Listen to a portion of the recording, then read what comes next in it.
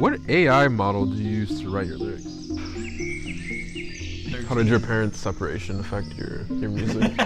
It says here that you hate tops. I hate tops? Yo, Coach, you gonna tell us you was bald. Here's my take on AI. Ready? What's good? My name is Gady Bandula, and we're here with, you want to introduce yourself? What's your name? Farinas. I'm 27 years old. I'm an artist, writer, rapper. I was born in Passaic, New Jersey. My parents moved to Pennsylvania. They ended up separating. How did your parents' separation affect your music?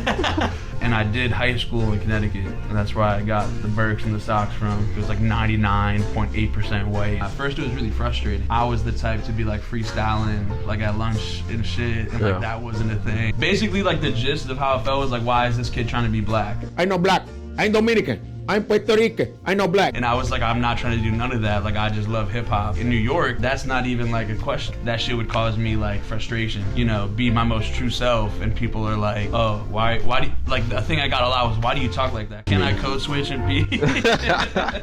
It says here that you hate tops. I hate tops?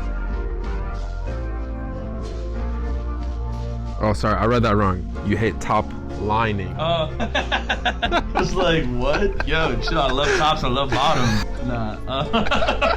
I am such a writer-first mindset. If we don't know what we're talking about, why are we even top lining? I want to be informed before I even approach melody. How can I maximize my messaging through my melody? I feel like as long as you end up at a point where they're both serving each other, it's cool. It's just, you know, I feel like I'm a writer first sometimes as an artist. The words mean so much to me. I love studying lyrics, so. But that, like I said, that's just a personal bias. Let's see. What AI model do you use to write your lyrics?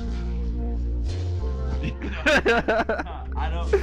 Here's my take on AI. Ready? If I write a song, but I want to sound like Mariah Carey, I write it though. I write the lyrics, I write the melody, I sing it into Pro Tools, and then I drag it into this AI that's gonna make me sound like Mariah Carey. I'm cool with that. Do that. If you are just going into AI and saying, write me a Justin Bieber song, make it trap pop, and then it writes the song, it writes the melody, it does the backing track, it does the production, and then you put that out and try to claim that as art, that to me is crazy. When it's taking away from real art and real artistry. But I think if you're clowning somebody for using it as a tool, I think that's kind of corny. Bro, that's evolution. You're gonna get mad at somebody for using a car? Like, why aren't you walking everywhere? Like, no, like, how are you using a reverb plugin? You need to go in the reverb room. We have 5 different size rooms. You know what I mean? Like, pick one. Yeah. It's like, what kind of reverb do you want? Use the room. And that's why I don't think it's ever gonna really be a thing. No way there's that many people in the world that get a kick out of that. You might be surprised. You think so? 100%. Maybe I'm just an optimist. Maybe you're just an op. So you've got some very exciting things coming up, some music releasing on the radar. Can you tell us a little bit about that? What are you most excited for coming up?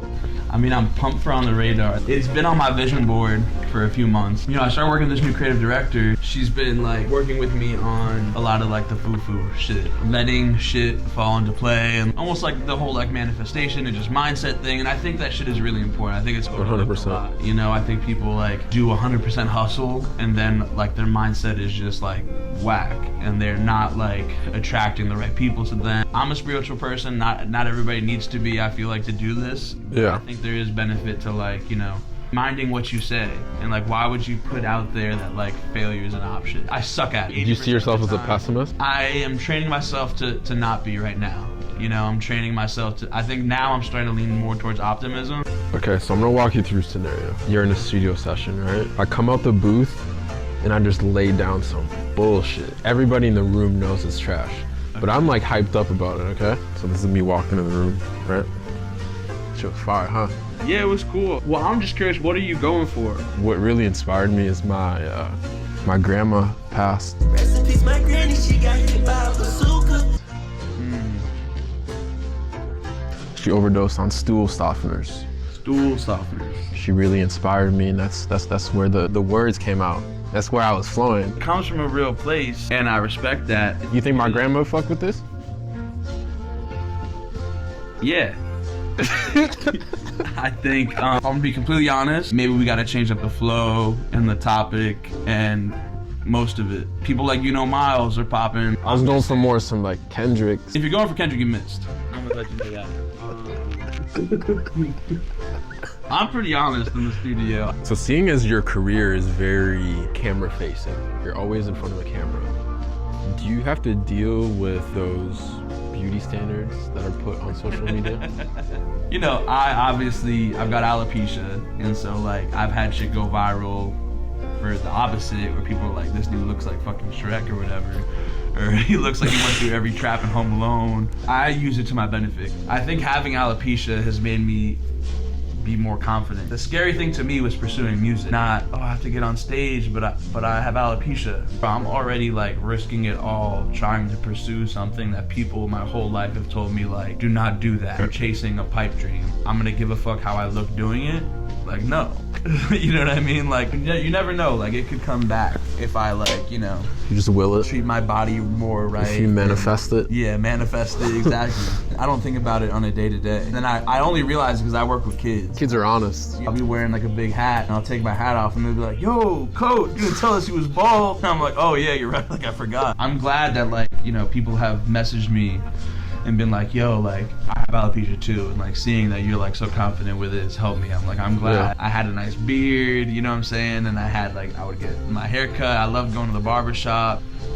Now I'm glad I'd be saving money. It's expensive out here. It's like When you look at the EP trilogy, what connects those three projects? Can you tell us about that? Pluviophile is someone who's obsessed with the rain. Actually, I had the concept first. I knew I wanted the metaphor to deal with rain, and rain be the metaphor for like depression. My creative director, we were just like brainstorming, and she like described to me this word pluviophile, and I was like, that's it, like that should be the title. I just feel like as artists, you know, like if we're not dealing with struggle and pain and suffering, we feel like we have nothing to write about, or we feel like not worthy of creation. The masochist in us. This EP, I'm just kind of like talking about that. The opening track is called Rooster, and it's about not being able to get out of bed. So that's Pluviophile, right? And then I have this EP that, you know, I had made around the same time that's fully the opposite. It's just happy-go-lucky, like fun, let's just dance. That's called Sometimes Sunshine, and that's dropping in the summer. I have this album, it's a secret album. It's called Lightning Strikes When It Needs To. So I was talking with my boy, right? We were talking about the balance between how do I know when I need to like put my nose to the grindstone and just like write 10 records a day. Deciding like when does creativity strike? I'm grinding away and I'm putting up shots, and every now and again I catch lightning in a bottle. Or is it just when it calls me I should create? Like lightning strikes when it needs to, but you need to be like out there with your kite and your key chasing it, or you're never gonna catch it, right? If you're just sitting at home depressed, Some Ben Franklin shit. like you're not gonna catch lightning. But even though you're out there chasing it, it doesn't mean it's gonna strike. Lightning strikes when it needs to. Like creativity is gonna happen when it's gonna happen. Yeah. So a quote from you: the best songs, the songs that go number one, are the songs that you can just hum. If you can just hum it, if it's that earworm, then you know you have a hit. Can I hum a song? Can you try to guess what it is? I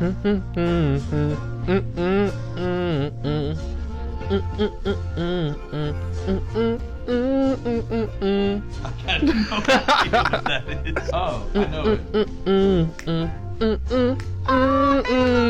Okay. Getting out of my head.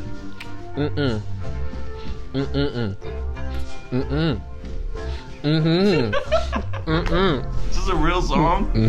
I got no clue. Be humble. That's a tough one. Damn. That's a hard one. That's a hard one. Yeah.